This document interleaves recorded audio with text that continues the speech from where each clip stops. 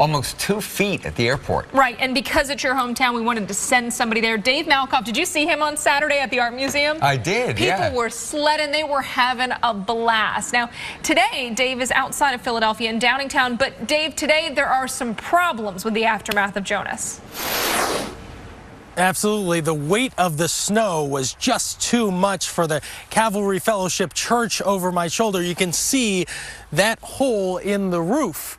On top of the chairs inside there, there's metal, there's insulation, there's roofing tiles, bricks, a ton of that stuff just on top of the chairs right now. Today, the cleanup is happening, making sure that no further collapses happen tonight.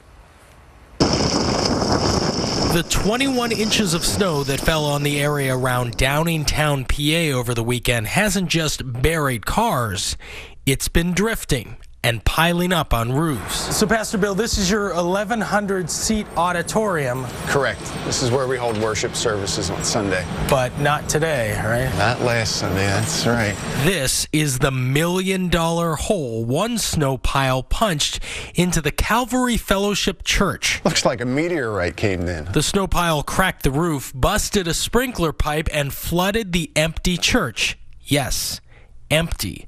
The same winter storm that took out the roof kept parishioners home as well. You know, the restoration people told us about a 5-foot drift there, so it was just an incredible drift. What's crazy is, I mean, it's a pitched roof, so you would have never expected a pitched roof, but evidently the way the winds were blowing around it, it just piled the snow up on there and just created just an incredible sense of weight there that just pounded it down. You can see the snow is still quite packed on the roof even after this collapse. If it was 5.5 feet at the time, well, that would be the equivalent of more than a semi-truck's weight of snow on top of the church roof. Luckily, no one was sitting in these seats at the time. You know, you couldn't have had a better time for this to happen. You know, we always look at these things as, oh my goodness gracious, you know, what has happened here, but we got to look on the positive side. Well said. Now, a massive snow removal effort has been going on for about 4 hours. You can see the crane look live right now. It is taking what amounts to one of those big bags that you would get from IKEA, those polypropylene woven bags.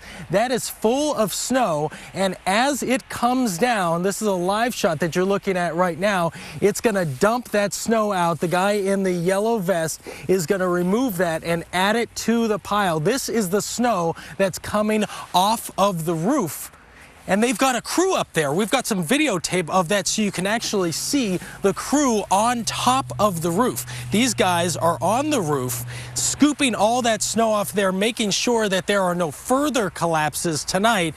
And then they take the crane and move it to the other side. They're going to keep that crane here. Once they get the structural engineer in, they're going to take the rest of this roof off and then put a blue tarp on top of that to make sure that no further rains get into the building.